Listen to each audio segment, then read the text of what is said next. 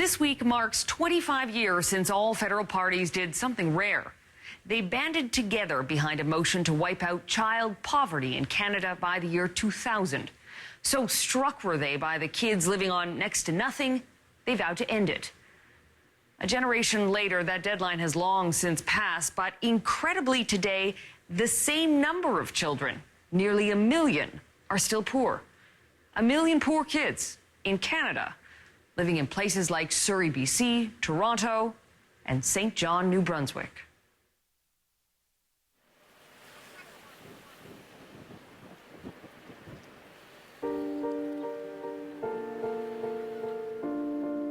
You don't have to look far to find the despair in St. John, New Brunswick.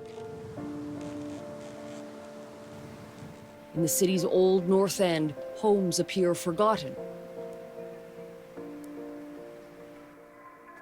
People get by on as little as possible, and 3 out of every 10 kids are poor. You're a goof today. In Crystal Miner's house, there are 3 of them. 8-year-old Kira, 6-year-old Tyler, You gonna help mommy make some supper? and Aaliyah, who's 12. The kids don't know it, but they are the 4th generation of this family that has grown up in poverty. I don't want it burning. It's how and at the moon. Okay, remember the big container. There isn't even money for milk to make tonight's supper. I only had so much money on me, so this is what we're having. I'm just gonna add butter, and they don't know the difference anyway. They're kids. As long as they have something to eat, they don't care.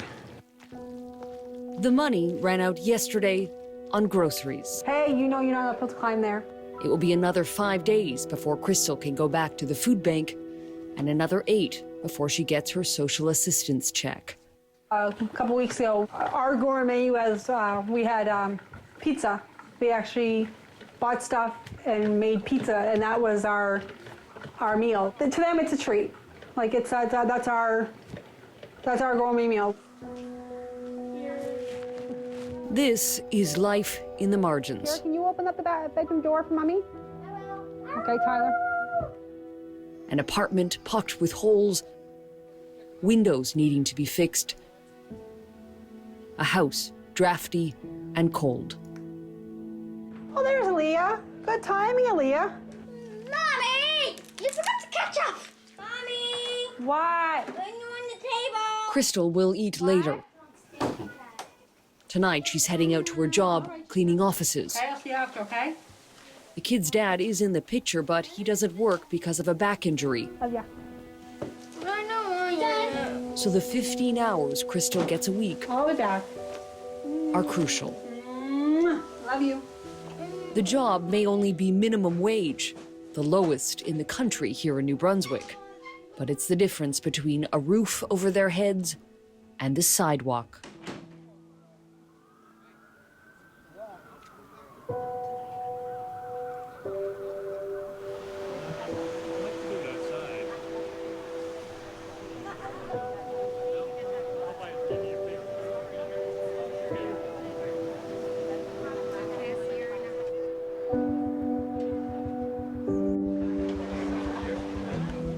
Mary, do you have a smoke?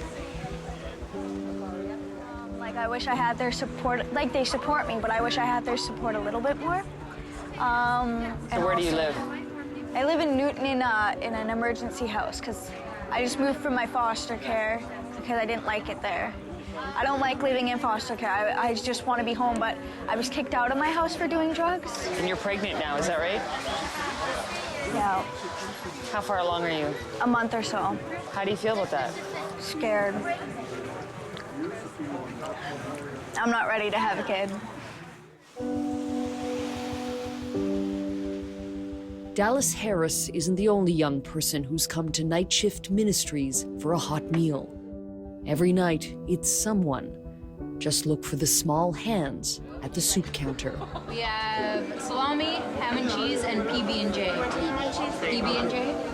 Like, I don't know if I I'm gonna give it up for an open adoption or keep it because I don't know what I'm gonna do for financial. Buy its diapers, formula, like health care.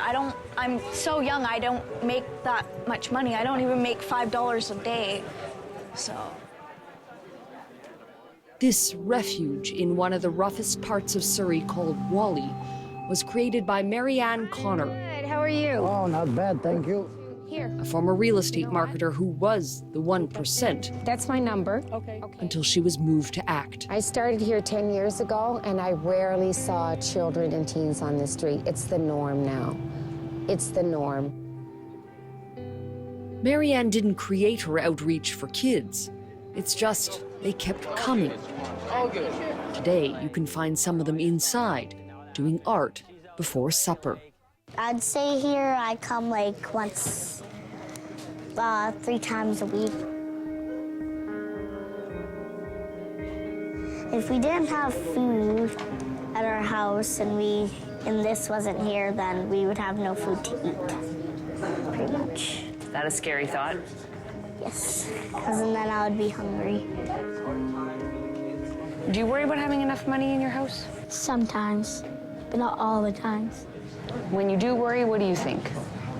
What's the thought that goes through your head? Like if we don't have any money, like I'll just be asking my mom if we have any money. Like a couple of days ago, we didn't have any money. We came here and then back home, and then yesterday at school, I didn't know we were getting money, and my brother told me that we got money and we got a check, and I was happy, and then yeah.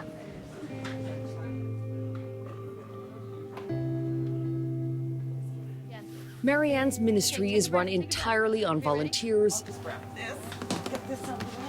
and donations. Free dinners, free clothing. I just need a smaller jacket. Your turn. Thank you. And free nursing from their mobile care bus. How bad does your pain get? I think the youngest little girl I saw on the bus was 6 years old. Sometimes I'll get teenagers around 13, 14. I've definitely been seeing more youth than when I first started. People come with colds, depleted nutrition. Most often, they start by saying, "I'm sorry for coming at all."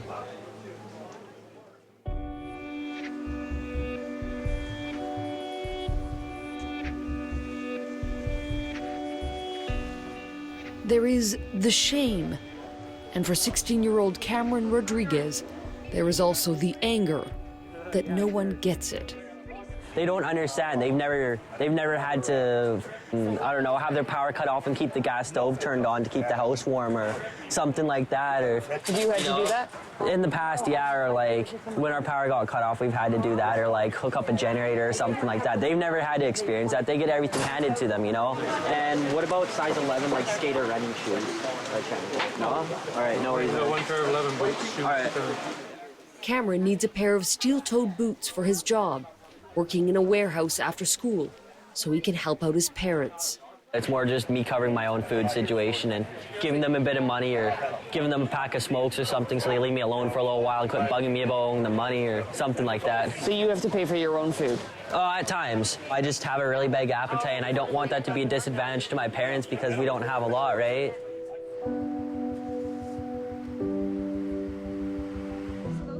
Cameron is lucky.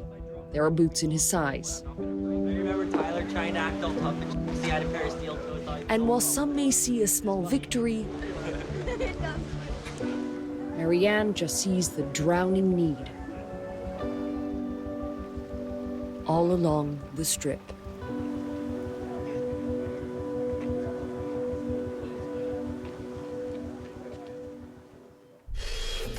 Next, the hopeless struggle to make ends meet. I'm trying my hardest to find a job that's a better paying job, not just a minimum wage job.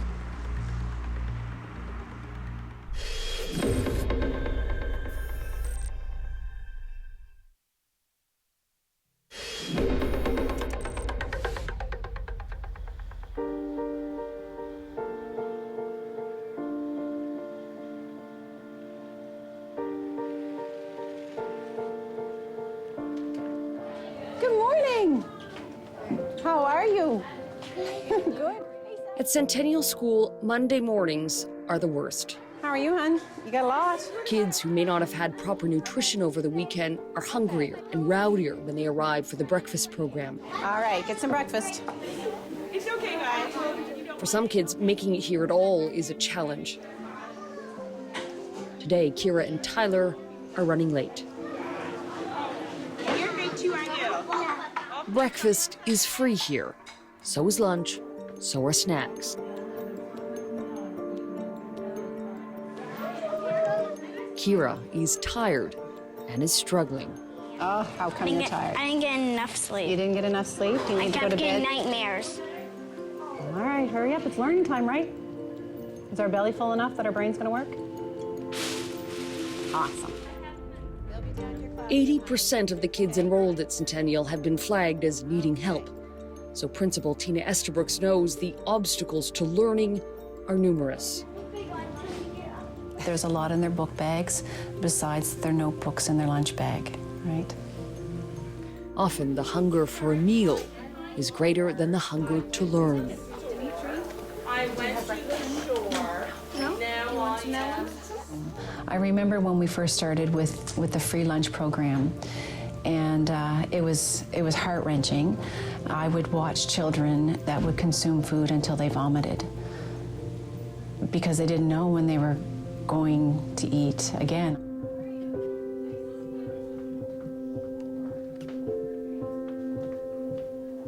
School for many of the kids here is the safest, warmest place they'll see all week. Outside these walls, you'll encounter the worst of the worst.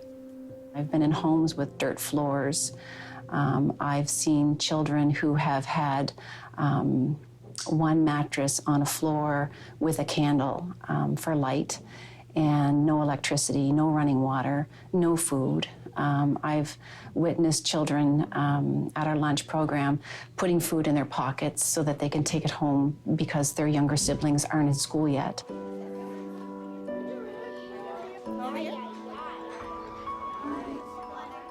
Giving a student a fighting chance requires a lot of work.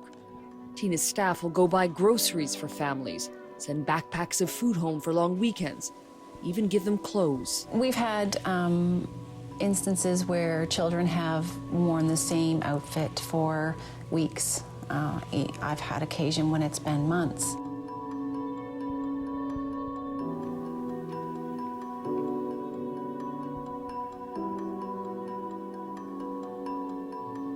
I woke up this morning and I just said to myself, and I said to Matthew, I said it's gonna be a better day. I said things are gonna go good.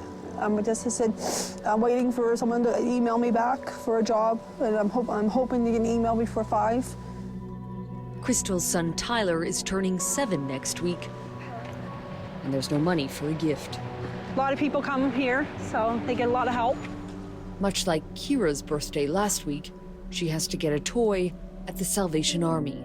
It's just not fair because families and parents are trying. Like, I'm trying my hardest to find a job that's a better paying job, not just a minimum wage job. And the only way to get that job is you have to move out of St. John. You have to move out west. And I don't want to move out west. This is the neighborhood Crystal grew up in. Not far from the crack house at the corner. At 32, she still lives here. Ooh, love you. And yet all she wants is to get out. It seems like so much, and then some days I just feel like I want to give up. I just want to give up, and then I'm like, that's it, I'll just pack it up, just leave.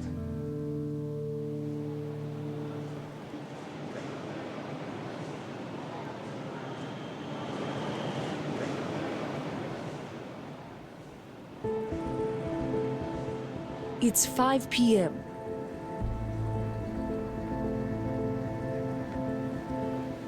Single father Alfonso Perez has just finished his first job and is now headed to his second, cleaning a high-rise in Toronto's financial district.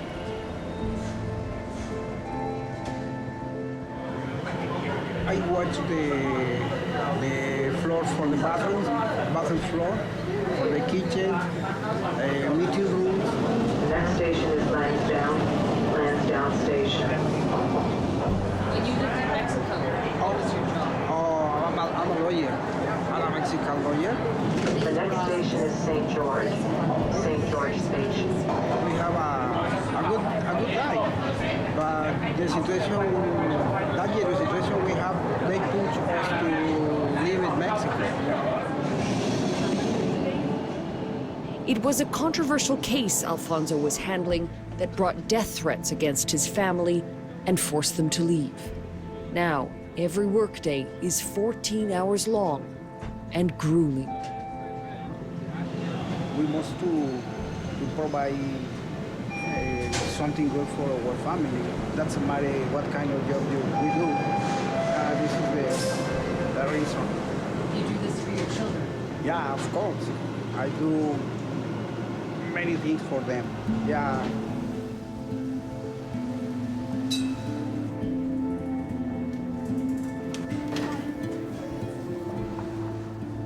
Not long after Alfonso starts his second shift, his son George is arriving home from school. There's only the two of them in this apartment, so it's George's job to do the housework.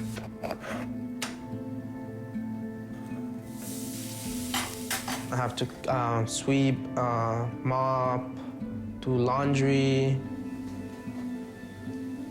It's a big adjustment from the life they had in Mexico. It was different from here. I mean, my parents weren't divorced.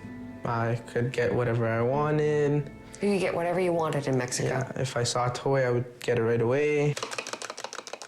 Today, they're 1 month behind in rent, and George is old enough to know eviction is a real risk.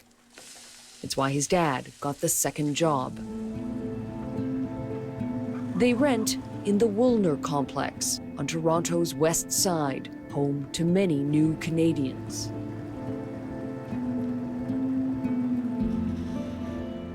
When I was younger, there was times that my dad didn't even have money to take me to school, so I mean... What do you mean, to get on the bus? Yeah. Sometimes we had to sneak onto the bus so we would go to school. Sneak onto the bus? Yeah, or I don't even know from where my dad got money to actually get TTC tickets.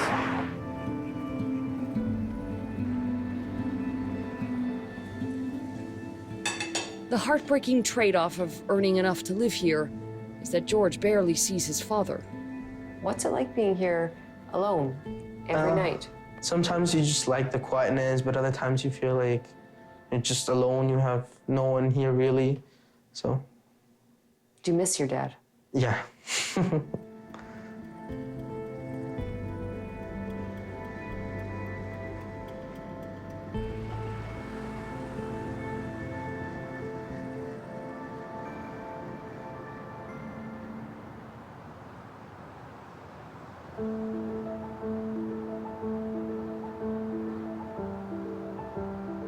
The food bank in Surrey has a distinction no one wants. More youths come here for help than any other food bank in the country. 41% of their clients are under 18. Of those, the staff here noticed a particularly upsetting trend. Babies.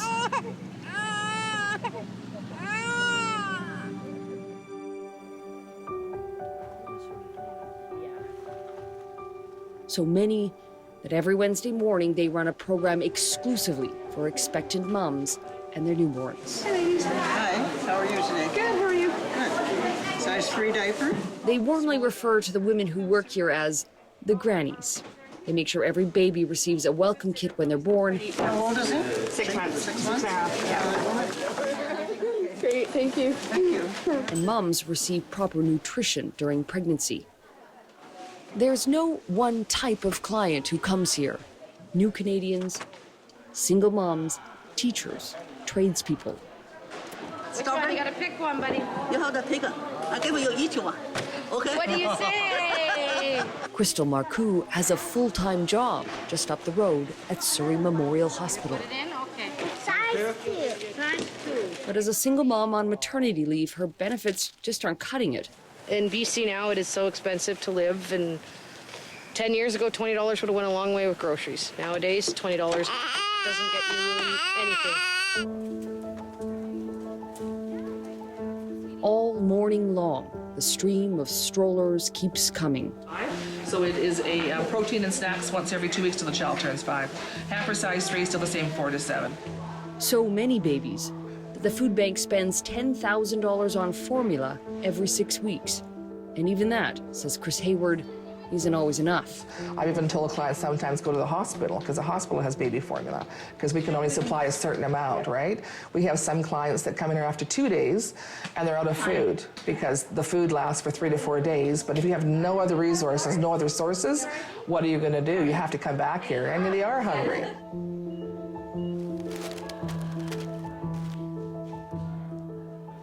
Where should we be in 10 years? Yeah, not here. Hopefully there won't be any food banks in 10 years. That's the ideal situation, right? You know, would that be the greatest success story, that we wouldn't have the need anymore? Is that realistic? Is it realistic? No. But that's my hope, right? Right?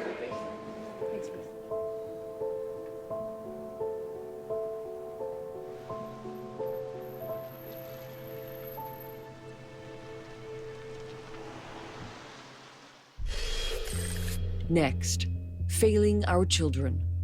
I want to be clear on this. When it comes to your motion, tabled in 1989, we failed. There's no question we failed.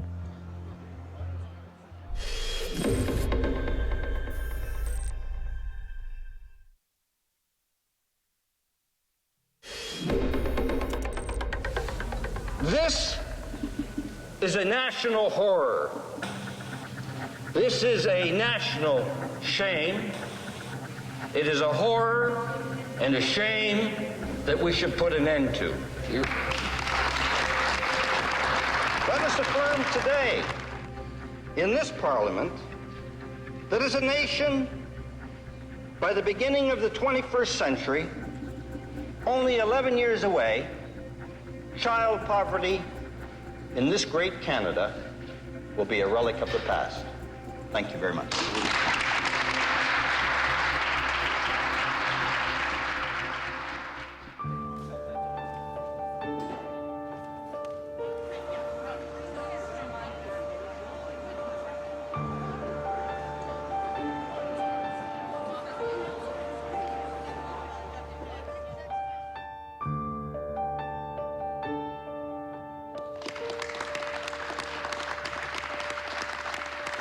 I want to be clear on this.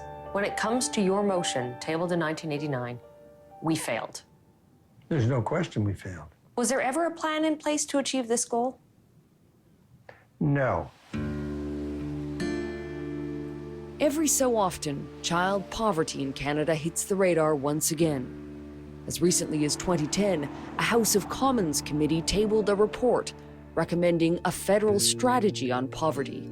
But again, the report went nowhere. The desire was there for a while, but it didn't persist.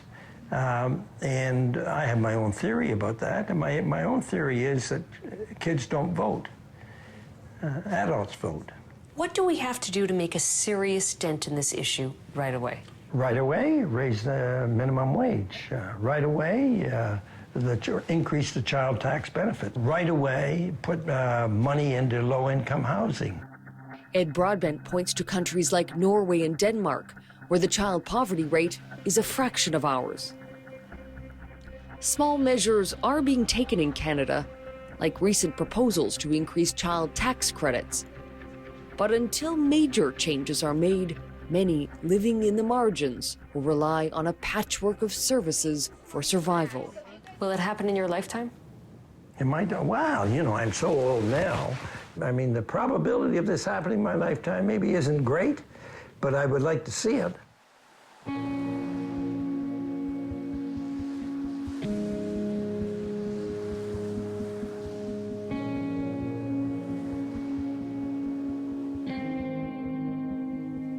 I mean, moving to Canada is hard enough, but seeing your parents struggle to provide basic needs for you is hard and hard to watch.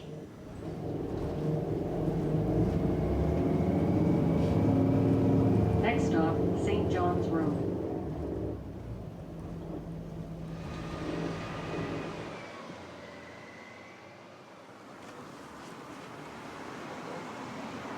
How are you feeling? Tired. I feel tired. But happy because I'm close to my house, my apartment. Every night is it like this? Every night Yeah. you're tired? Yeah.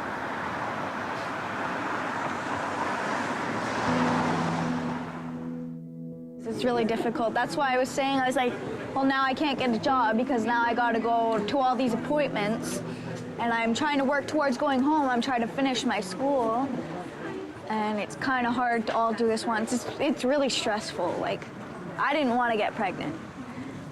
I don't think any 16-year-old wants to get pregnant. Here's my favorite dress. Then that's your favorite brown dress. Chomp, chomp, chomp, chomp, chomp, chomp. Or you get told when you're cashing your check at the bank, oh, there's where my money went to pay for her to take care of her 3 kids. It's not right. Just because I'm on income assistance doesn't make me any less of a person. I try. I'm not this person that just wants to sit on their butt and do nothing. I want a job.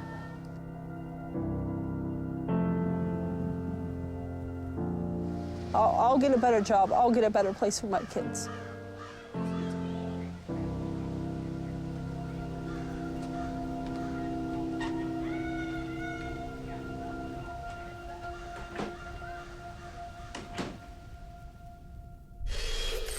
Next, refusing to go back in the closet. But as we say at Proud FM, have a great week and God save the Queens.